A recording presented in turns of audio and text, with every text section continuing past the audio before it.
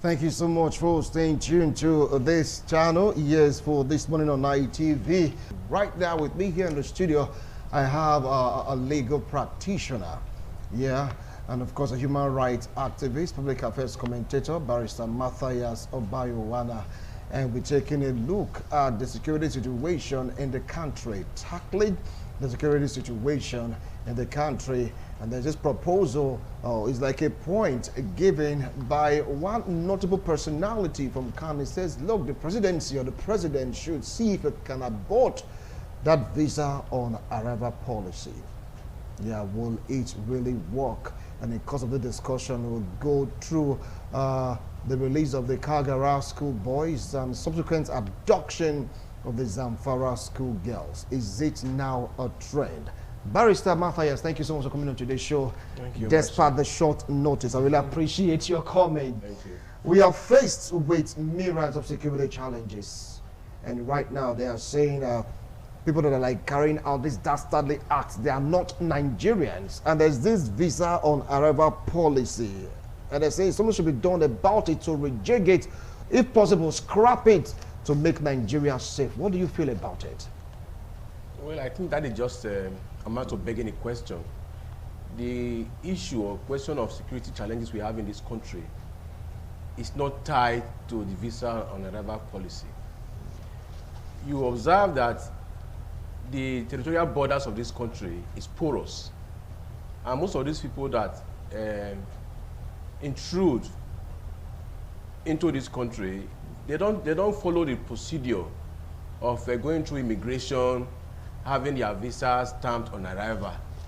You know, do they will carry passports? The number of times people are arrested who load themselves in trucks coming from the northern part to the southern part, and most of them cannot even speak Hausa, you know, and then it appears as if they are not Nigerians. Do you see any you know, level of documentation with them? Maybe a passport, whatever it is, from Niger or whichever country they're coming from. They don't carry passport, so they just walk through the border, you know, and come in and mingle with Nigerians. So it is not the issue of a visa on arrival policy. You know, that is the question. For everyone who has a passport, who really want to come to the country and have his or herself documented, they will not engage themselves in such crime. So scrapping the visa on arrival policy will not, is not the solution to the problem. Nigerians and our leaders have to politically active enough, and they have that political will to stem the tide of this security. It's so sad that we cannot travel on a highway.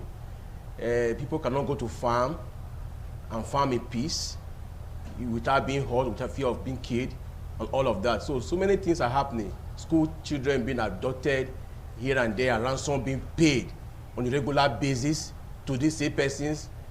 And then they seem to have a spokesman who is, you know, who is mediating for them.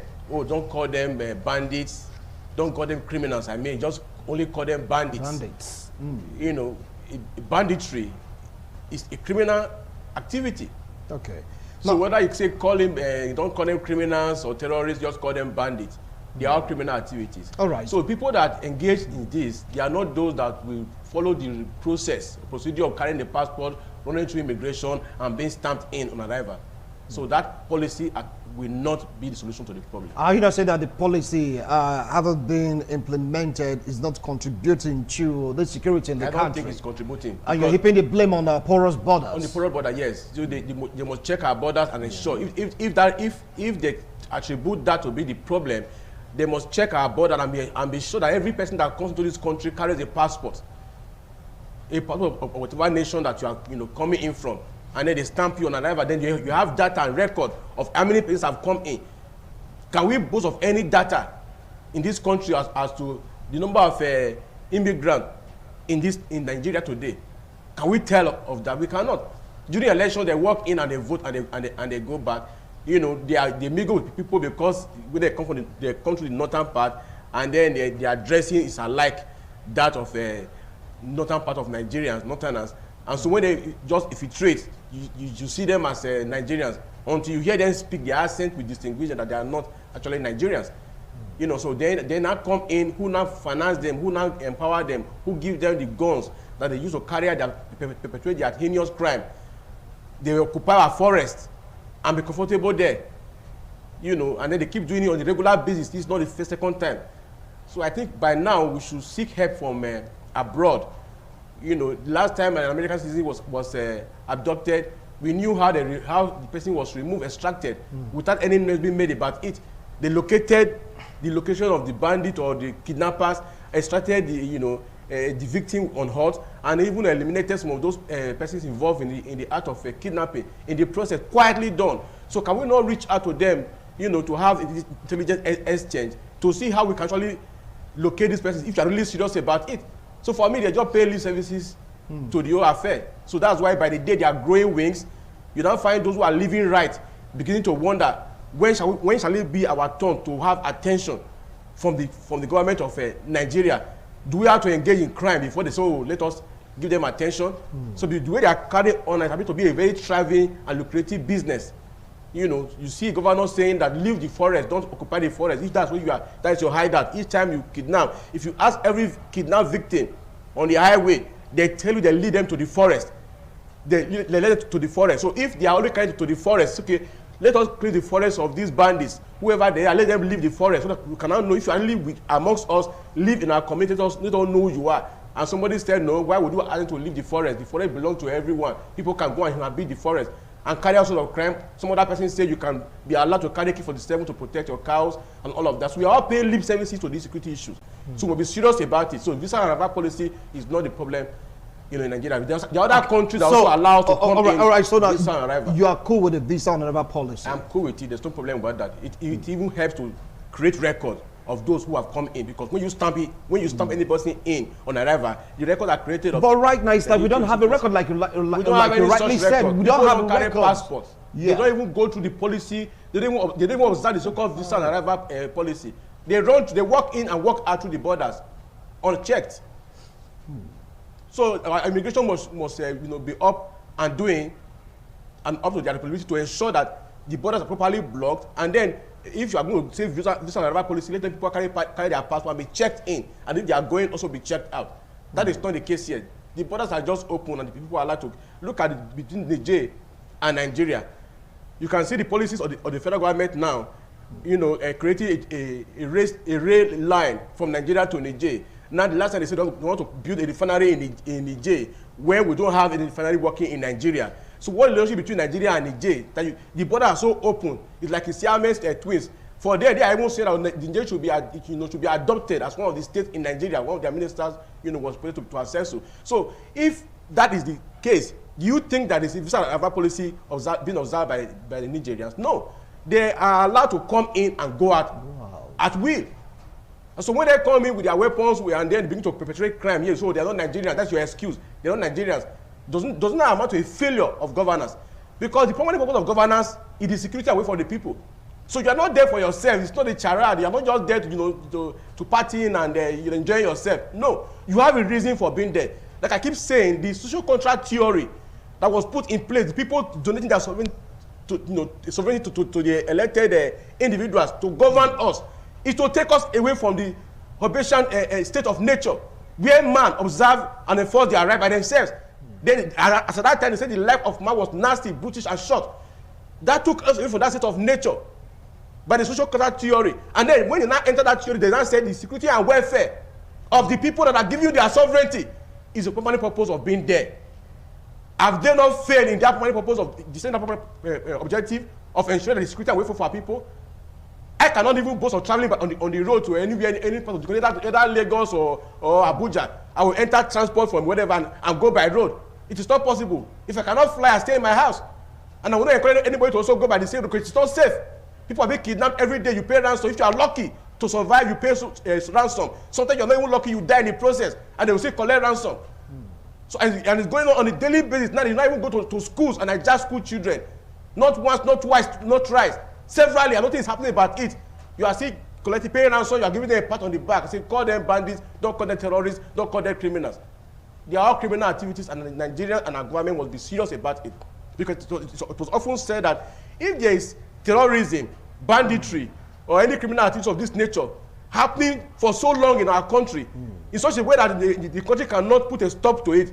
It appears that there's somebody in government that is involved in the process. That is why you are not being able to put a stop to it. So if it is not so, we must go all out to put a final stop to all of this. Brand them terrorists and deal with them as criminals that they are. Right. If you don't have the wherewithal, the intelligence report, liaise with America. They did it before in a Nigerian soil, especially their citizens that were kidnapped. Liaise with them and see how they can help you to put an end to this if you are really serious about it. Okay, Barrister, we'll take a short break. When we return, we'll talk more on this, talking about the release of Kagara school boys and the subsequent abduction of Zamfara school girls. And the federal government is like saying, beef up security in your schools, while some governors choose to shut down schools. Which way, Nigeria? We'll be right back. TMI, every opinion counts. Last week, the group of boys and of course teachers that were kidnapped in Kagara, Niger State, they were released, and it was a joyous moment for the people of Niger State, the government, parents and guardians of those children.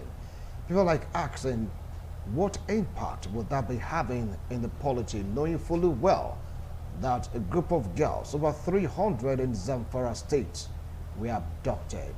Are we going back in full circle to what happened to the Chibok girls? Barrister, they were released. Nigerians were happy about it.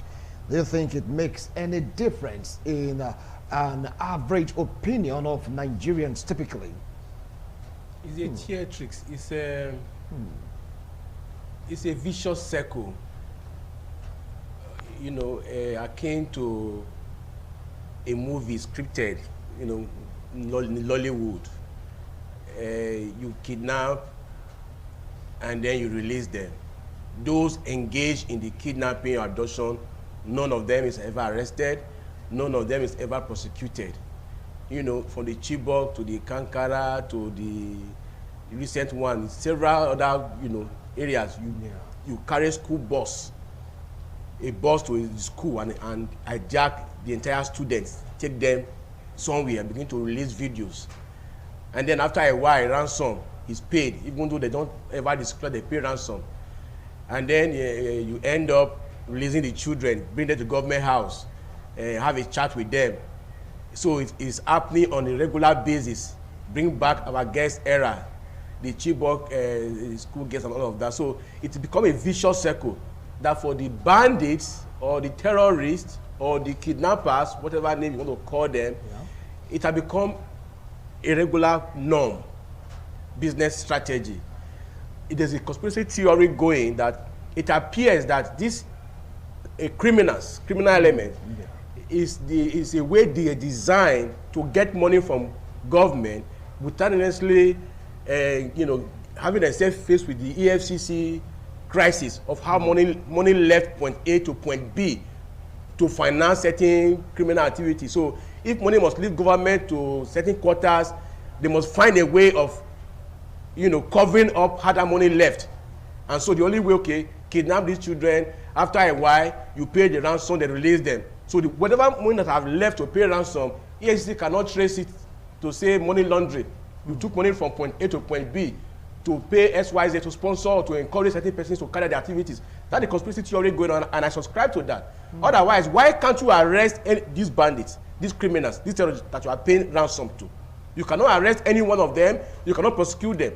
You cannot even use a CCTV camera or you know, for the satellite a shot, whatever it is, to get intelligence report, to gather intelligence report on who these individuals are.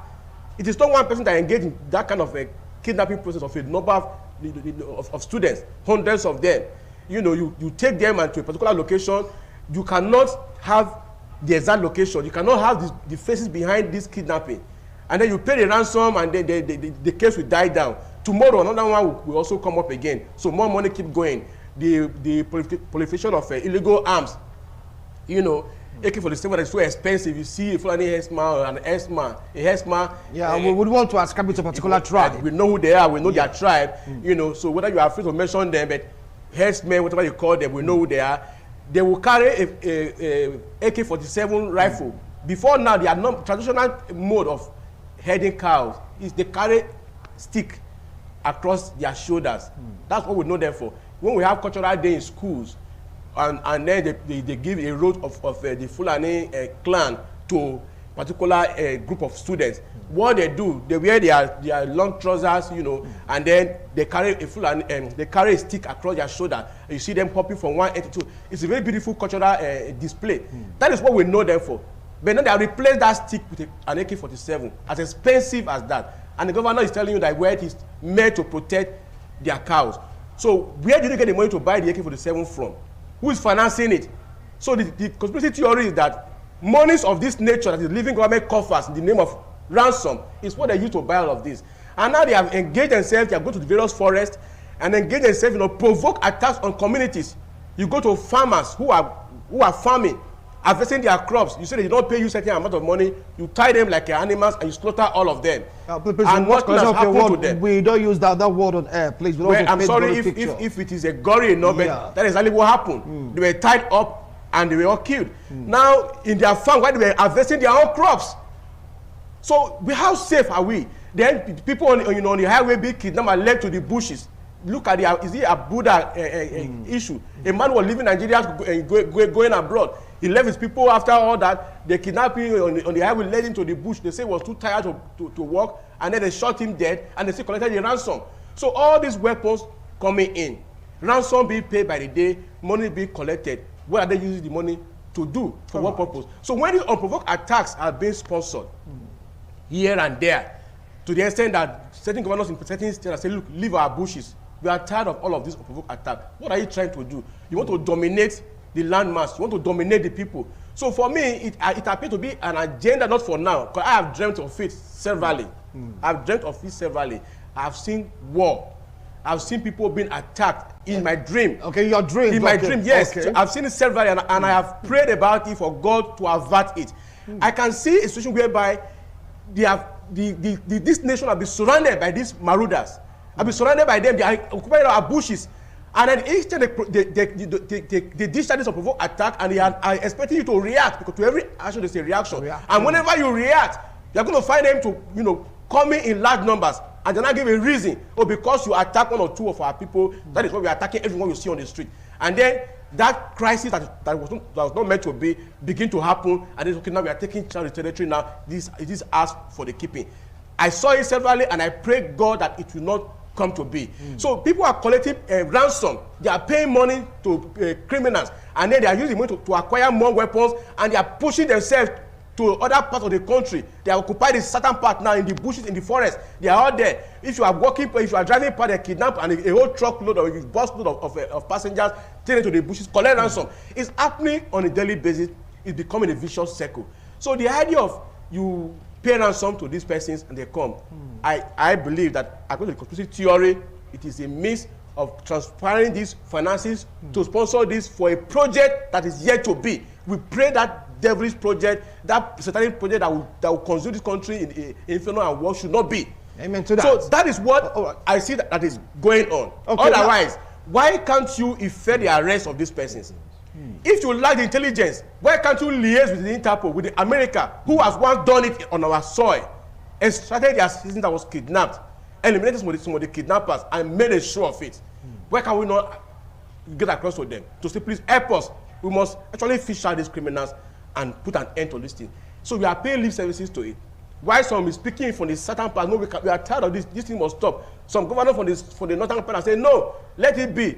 In fact, those who want to go and negotiate this ransom, this last one, they give them a pat on the back and say, no, as it is now, give them amnesty, don't challenge to court, don't do anything against them. They are collecting ransom.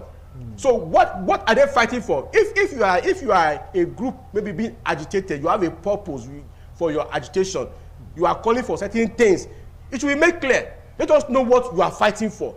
And then let us see how government can meet that which you are fighting for. But right now, it is not clear. You kidnap people, you collect ransom on the daily basis. Okay, now, okay, give them a pat on the back, give them amnesty, so that they will stop doing this that they are doing. For what purpose? And it's an organized crime. It is not a scattered one. It's an organized crime operating the same pattern. It be happening on, continuously. So we must find a way to put an end to it.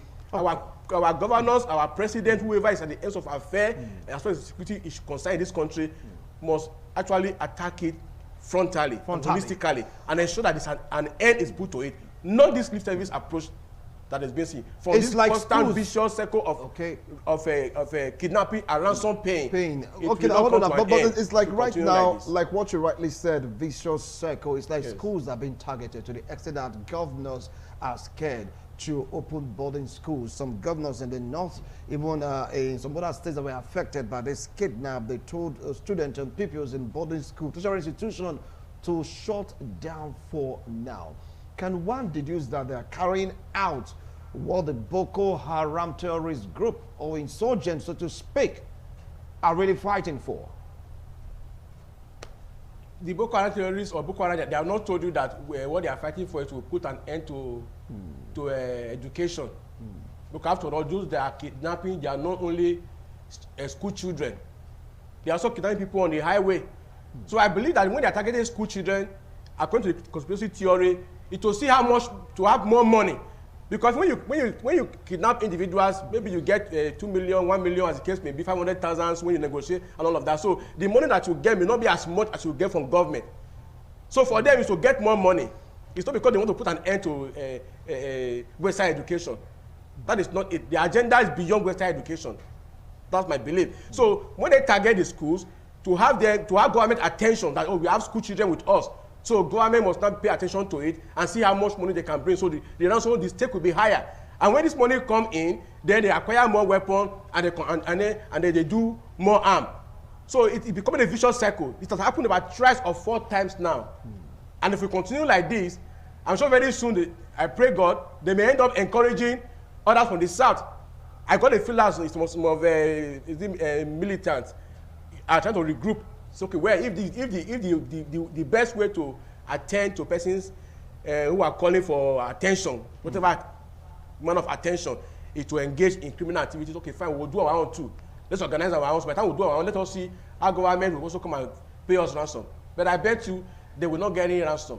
The same military force that they could not unleash against these terrorists from this other end, part of the country, will be unleashed on them and they'll be wiped out in seconds. Nigerian military are not that weak. We are not that weak. So there's a predetermined mindset. Don't touch them. Touch not my anointed. And do them no harm. So these places are anointed. By who? By the government that be. So don't touch them. That's what they keep telling you. The government they keep telling you that the reason why they said they're not the ones that they said the reason why they don't want to engage frontally with these terrorists or bandits or whatever name you call them is to ensure that to observe their rules of engagement, so that there will not be too much casualties and all of that. Who cares about it? There's a way you can actually single out those who are the victims of the attack and pinpoint those terrorist members within their enclave and eliminate them. If you have to do so. If you don't want to do it, ask America. I keep saying that. Ask America. They did it before on our soil. Ask them, how did you do it? If you're really serious about this matter, but they tell you, so, no, don't do that, don't treat them that way. They will repent. In fact, sometimes they will say they are repented. They will drag them into the army.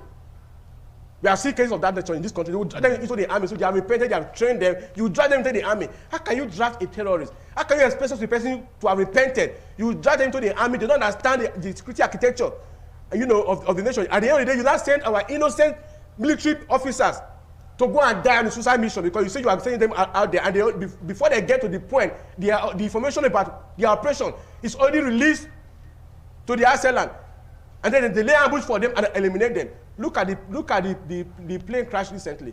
Yeah. They were trying to pinpoint the area of these kidnappers to know exactly where they are to see how they can be fished out. But from nowhere, the plane developed engine fault and it crashed, and all the wonderful officers all perished. How often have you observed such plane crashes in this country? Oh, the military plane of that nature developed engine fault and it fell off the sky, and then all the officers died. Why? Because we are going closer to discovering where the bandits are. That's just conspiracy theory. Yeah, that's conspiracy theory. Okay, right. I don't focus on conspiracy theory. So we expect that if you are really sincere about this issue, and we do not know how to get with that to do it, engage America. Okay, They fine. will tell us what to do. If you take a look at governors, their approach right now, apart from what is happening on our highways, like what you rightly said, kidnapping in numbers, take a look at the schools right now being shut down. The president said, look, schools, government should beef up security around their schools. Does it mean that the federal government is not strong enough to handle all this? That is why I tell you that there's failure in governance. There's failure in governance. It's unfortunate. We are just still here, people are afraid to talk. When you speak, they will say you are inciting or whatever it is. They want to come after you. Look at the Constitution, Section 14, it's clear that the security and welfare, Section 14.2, security and welfare of the people are the primary purpose of governance. The main reason why you are there is to provide security. Once you cannot provide security for the people, you are failed. Government has failed. So we have a failed government in Nigeria. That's what matters. We have a failed government in Nigeria. But if you say you have a failed because government, you cannot provide security security for the people. Because some are saying that the government hasn't failed. Are you talking about security aspects or other aspects? Security aspects, sir. That is the essence. Welfare is another aspect of it. The security is number one. And that's what I keep telling you, that the reason why we donated our powers to the government under the social contract theory is to ensure that you provide security for us, so that man will not enforce his right by himself, so that the life of man will not be nasty, put and short. Sure. As we speak now, is the life of man not nasty, put and short? Can you be so sure of your safety if you travel on a highway? Are we not part of the state of nature? So there's failure in governance, and the government of the day must recognize that fact and stop paying lip services to it. So if you must treat criminals as criminals, it does not matter which part of the country you come from, treat them as such. Make a public show of them so that others will learn that this is not the way to be. Certain part of the country, the IPOB people were demonstrating, carrying flags and calling for their own republic and say, well, that is secession. They started a terrorist group. They didn't carry guns. I didn't see guns with them. The other for the country who are carrying AK-47. They say they're protecting their cows and the rest of it. These persons, they refuse to brand them terrorist group. Even though the Western nation have branded them terrorist group, Nigeria as a nation refused to brand a terrorist group. Oh, they say don't call them criminals. Don't call them by their name, wherever they come from. Don't call them herdsmen. And then don't call them terrorist group. They are just bandits. They are not criminals. As if banditry is not criminal activities. Oh, they will repent, and then you have them back into the system, drag them into the army, further compromising the security of our people by driving them into the army, and compromising the security even of military officers themselves, the innocent ones amongst them, who you sent on a daily basis to go and fight Boko Haram, and they die on the way, and they are not properly well taken care of. So all of these things are happening on a daily basis. We must be so sincere. The president of this country is the president of the Federal Republic of Nigeria. Every part of Nigerians, we are your children, Mr. President. We are your children. All of us. You are not a president of one part of the nation. We cannot have two sets of laws operating in our country. If you operate from any person for the northern part, according to a certain minister or senator at the time, you spray them with deodorant. If you come from another part of the country, you use shelters on them. Different laws, different application of the law to apply to different individuals from different parts of the country. If you are not Northerner, you are treated specially like a secret cow. If you are Southerner and you do any evil, you are treated like a common criminal. Well, many people will not agree to this last comment. Sir, because right now, the reason why we make this point this way, Barrister, hold on. All of these who are engaged in these terrorist activities, who are kidnapping school children and taking them to the bushes and demanding ransom, who are they? They are saying they are not Nigerians. Which part of the country are they from? They are saying they are not Nigerians. Which part of the country are they based in? Anyway, let's just leave that at that. If they are not Nigerians, why will you not attack them with every venom in you and ensure that they are eliminated? Why will you pity them?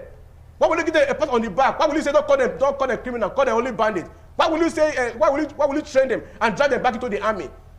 So we are all being lazy to all of these things. So if you are really sincere about these things, we must deal with it squarely and frontally. All right, Barrister, thank you so much. I really appreciate the wonderful analysis. I believe that we're going to continue with this discussion tomorrow on This Morning on ITV. But before you go, since we are in this situation right now, schools are being targeted. Yes, the rules are no longer safe. The president gave an ultimatum saying there will be no amnesty for bandits and, of course, for kidnappers. He even called on governors to beef up security in their states.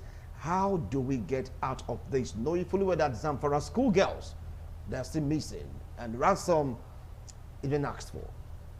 How do you expect governors to beef up security in their state when the security architecture is in the hands of the federal government? You don't have a state police or structure allowed under our constitution. The governors are said to be chief security officer of the state. You know, a portfolio without office. They are just chief security officer, you know, by constitution, but they cannot dish out orders that will be binding, that the commissioners will carry out. What more can they do? The only thing that they can do, you know, which Akeredolu started, so to let these terrorists leave our bushes.